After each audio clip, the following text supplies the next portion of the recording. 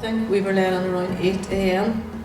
and the solicitors were waiting up the stairs, and they had an individual table for each family. And whenever you went then, they actually were able to tell you exactly about my father's case in relation to his case. Every table obviously had their own family members around it.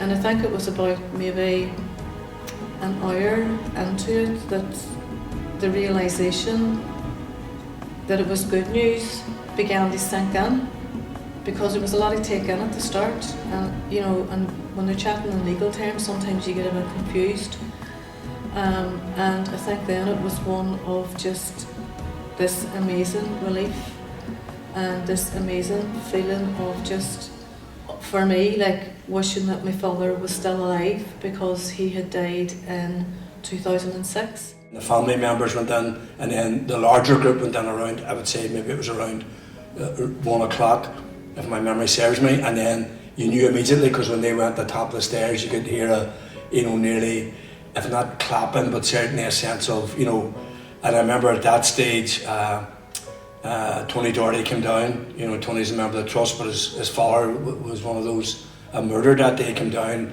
and because you were there knowing that the families were being briefed, he came down and said, "This is a good report. Some flaws in it, but there's a good report." I'll never forget Mary Donaghy's face. Mary was devastated, and I can't. When I think about how happy we all were, and she wasn't, and when I looked at her, it took away a bit from. I felt guilty to be happy, because poor Mary fought a long battle for Jared, and it was just every time I looked at her, it took away from your happiness. Cameron, who was the British Prime Minister, making his statement to the British Parliament, and I think the words unjustified and unjustifiable, was the headlines, and quite rightly. And I think Cameron himself, did get a lot of credit for saying that.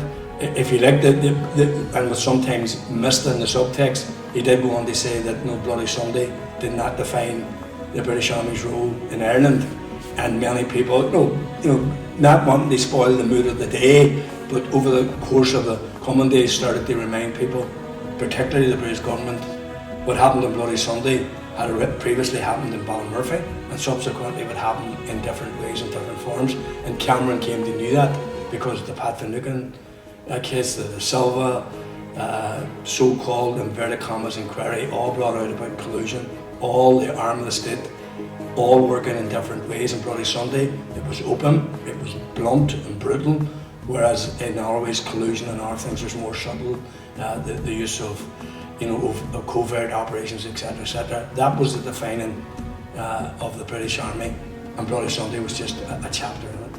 Just before we went out, Alana and myself, we only knew about 30 seconds before we went out on the platform that we were actually going to speak on the microphone.